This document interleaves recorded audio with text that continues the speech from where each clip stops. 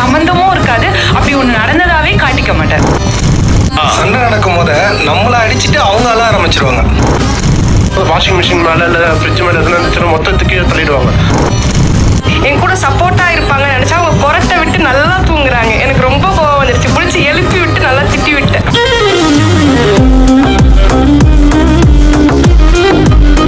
சண்டை கோழி மாதிரி சண்டை போட்டுட்டு இருக்கக்கூடிய கணவன் மனைவிகள் 2 பக்கம் வந்திருக்காங்க. இது சூப்பர். இது நாங்க ஒரு அவார்ட் ஷோ மாதிரி ஆரம்பிக்கலாம் இருக்கோம். செம்மையா சண்டை நடக்கும் சார்.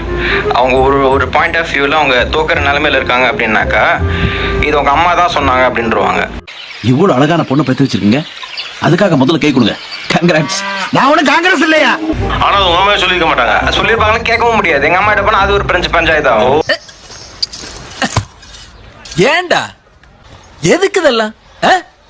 முதல்ல என் முன்னாடி வந்து இப்படி கேக்குறதே தப்பு. வேலைக்கு போயிட்டு வருவாரு சார். வந்த உடனே எதுக்காச்சும் கலப்படப்பலப்பன்னு கத்தின்னு இருப்பாரு. கருத்தட ஆபரேஷன் பண்ண பண்ணி மாதிரி குளிச்சிட்டு இருக்கிறாரு. பசினா கத்துவாரு, இல்ல ஏதாவது ப்ராப்ளம்னா கத்துவாரு. ஆனா அவர் எது கத்துறாருன்னே தெரியாது. ஓ, அப்படி ஒரு வியாதி அவனுக்கு. அது ஒரு ½ ஹவருக்கு சொல்ல மாட்டேன் சார். டிராபிக் அந்த டென்ஷன் எல்லா டென்ஷனும் வருவேன். வரும்போது என்ன பண்றதுன்னு தெரியாது. எனக்கு கொஞ்சம் கத்துனாக்கா அது இல்லாம அவ்வளவு கொஞ்சம் விருப்பத்தை பார்ப்பேன் சார். மனசார சொல்றேன்டா, சத்தியமா நீ எல்லாம் ஊருப்பட மாட்ட, ஊருப்படவே மாட்ட. இப்ப தெரியுதா எவ்வளவு ஈவலா இருக்காருன்னு? தெரியுதா இவரு? என்னை யாரும் தேட வேண்டாம் அப்படின்னு எழுதி வச்சுட்டு எங்கேயாவது கண்காணாத இடத்துக்கு போயிடலாம். இப்ப நம்ம 2 பேத்துக்குள்ள சண்டைனா வெளியில வந்து கொஞ்சம் நம்ம ஹாப்பியா இருக்கணும். அவங்க அம்மா அப்பா முன்னாடியும் அப்படியே அமைதியா பாவமா மூஞ்சி வச்சுக்குவாங்க. இது ஆக்ஷன். இவனோட நடவடிக்கை வெளியில விட்டு பாருங்க, நல்லா சிரிக்கிறான் பாருங்க. ஓ, அதாவது இருக்கு எல்லாரும் ஐயோ இந்த பொண்ணு என்னமோ பண்ணி வச்சிருக்கு அப்படின்ற மாதிரி. இருக்காதுன்னு நீங்க சொல்ல வரீங்களா? இல்ல அதான் கேட்க நீங்க சொல்லுங்க.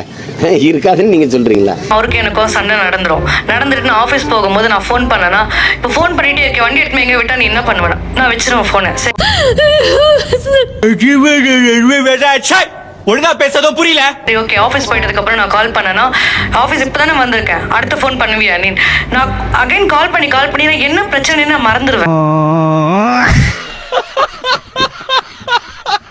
அட்டன் பண்ணி ஃபோன் பேசினாதான் சார் ஒரு கான்வர்சேஷன் வந்து ஒரு பில்டப் ஆகும். அதுக்கு அந்த வாய்ப்பே கிடையாது சார் எனக்கு. நீ எல்லாம் ஒரு மனுஷன். நமக்குள்ளே யாரும் சொல்லிடாத. ஒரு வாட்டி கால் பண்ணா ஓகே. அகைன் கால் வரும்போது தெரிஞ்சுது நம்மளுக்கு ஏதோ பிரச்சனை பண்ண போறாங்க நம்ம கிட்ட அப்படின்னா நம்ம என்ன பண்ணணும்? ஃபர்ஸ்டே வந்து போனை கட் பண்ண ஆரம்பிச்சிடணும். நான் கத்துறேன், என்னை கண்டுக்கிறது இல்லையா? அவாய்ட் பண்றீங்களா? அவங்க என்ன பண்ணுவாங்க, ஒர்க்ல இருக்கும்னு சொல்லிட்டு கொஞ்சம் டிலே பண்ணி கால் பண்ணுவாங்க. அப்பயும் நம்ம கட் பண்ணிட்டே இருக்கணும். என்ன ஜோக் காட்டுறீங்களா? என்ன ரங்கா ஜோக் காட்டுறீங்களா? லாஸ்ட் கால் என்ன பண்ணோம், நம்ம பண்ண ஆரம்பிச்சிடணும். ஏதாச்சும் ஒரு பிட்ட போட்டு பாப்போம். அம்மா என்ன பண்ற, சாப்பிட்டியாமா? ஒரே வேலைம்மா. இது உண்மையா ஒரு டாக்டர் எனக்கு தகுதியா இருக்கும். சரி, வேலைக்கு போற மனுஷனை போன் பண்ணிட்டே இருந்தா என்ன பண்ண முடியும்? சார் அட்டன் பண்ணி சொல்லிட்டா நான் அமைதியாயிடுவேன் சார். நான் எடுத்து பேசுனீங்கன்னா போனை வைக்க கூடாது. நல்ல பார்ட்னர்ஷிப். இப்படியே மைண்டன் பண்ணி ஓட்டுங்க. பேசிட்டு தான் இருக்கணும். எனக்கு தீர்வு சொல்லிட்டு தான் நீங்க போனை வைக்கணும். எதையாச்சும் சொல்லியா? பேசினாலே சண்டை போடாத, சண்டை போடுற மாதிரி இருந்தா பேசாத, போனவே என்ன டிங்குன்னு கட் பண்ணுவாரு. ஏயா சும்மா? அப்போ நான் எனக்கே தாட் ஆகும், நான் பேசத்தானே ட்ரை பண்றேன், எதனால இவரு சண்டை போடுற? பாத்தீங்களா, செல்லத்துக்கு ஒண்ணுமே தெரியல. கத்து தர்றேன். அவங்க கேள்வி கேட்பாங்க, பதில் சொல்லுவாங்க. அதுவே நம்மளால முடியாது. தோத்துக்கிட்டே இருக்கீடா. அப்படியே மேனிபுலேட் பண்ணி என்ன நானா தப்பு பண்ணுங்கிற மாதிரியே ஃபீல் பண்ண வச்சிருவாரு சார். கூட்டு வச்சு அசிங்கப்படுத்துறியா? ஏதாவது அவர் பேசுறதே அப்படிதான் இருக்கும். பேசி இது நீ பண்ணாம இருந்தா நான் அதை பண்ணிருக்க மாட்டேன்ல அப்படின்னு என்ன ஏன் பக்கம் திருப்பி விட்டுவாரு. Give respect, take respect. Okay? உனக்குலாம் எதுக்குடா ரெஸ்பெக்ட்? பொறம்போக்கு. You mean wasteland? அப்புறம் எனக்கு தோணும், நம்ம தான் அப்படி பண்ணிட்டோமோ அப்படின்னு ஒரு கில்ட் வந்துடும். இப்படின்னு எல்லாம் தொலைநோக்கு பார்வையோட போகணும்டா. ஷோக்கு வரையில பேக் எடுத்துட்டு வந்து பாத்துருக்கமா, ஷோலயே பேக் எடுத்துட்டு வந்து நிக்காம நான் பாக்குறேன்.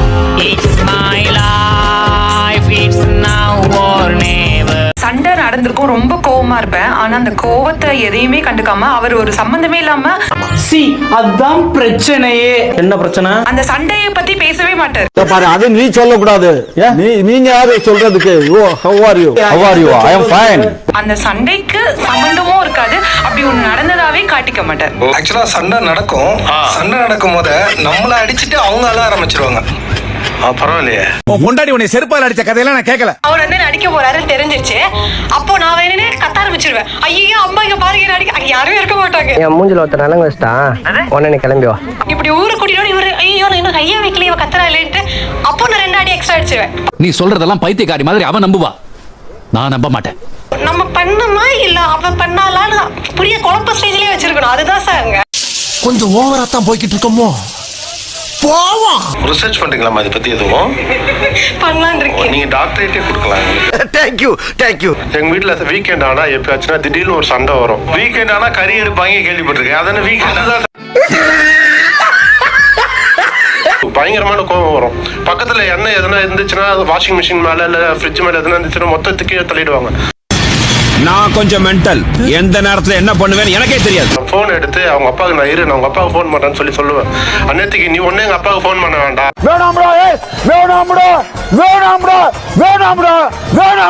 கிளைண்ட் லீவ் வருது, நான் ஊருக்கு போய் பேசிக்கிறேன் அப்படின்னுவாங்க.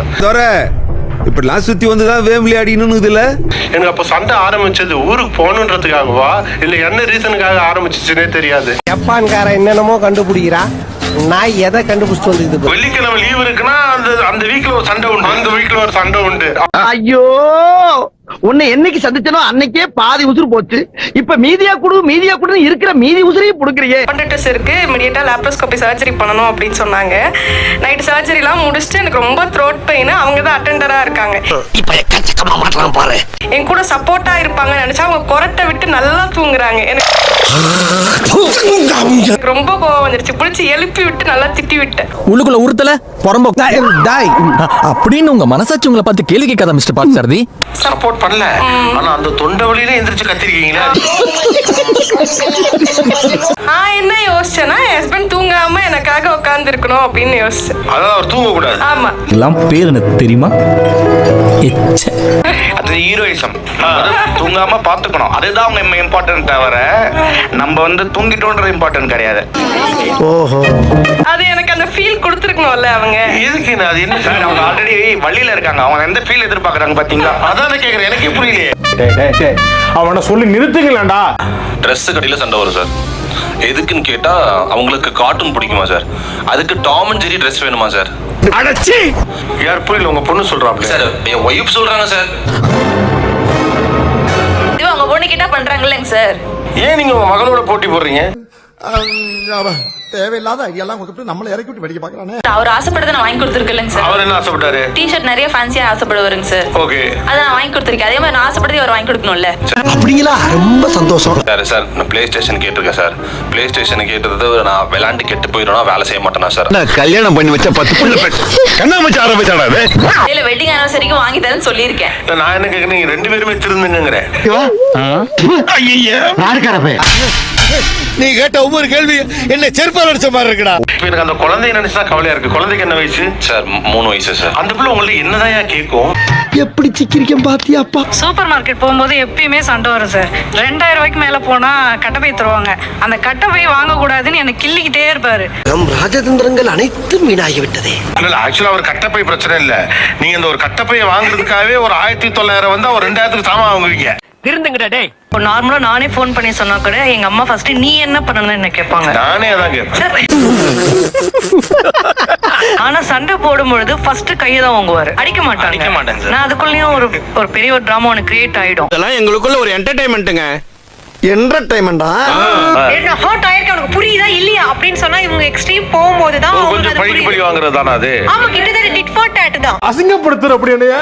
அசிங்கப்படுத்துறான். நம்ம சேனலுக்கு புதுசா வந்தவங்க சப்ஸ்கிரைப் பண்ணி வச்சுக்கோங்க. பைனாக்கள் வாழுமிடம் காடு இந்த வீடியோக்கு ஒரு லைக் போடு.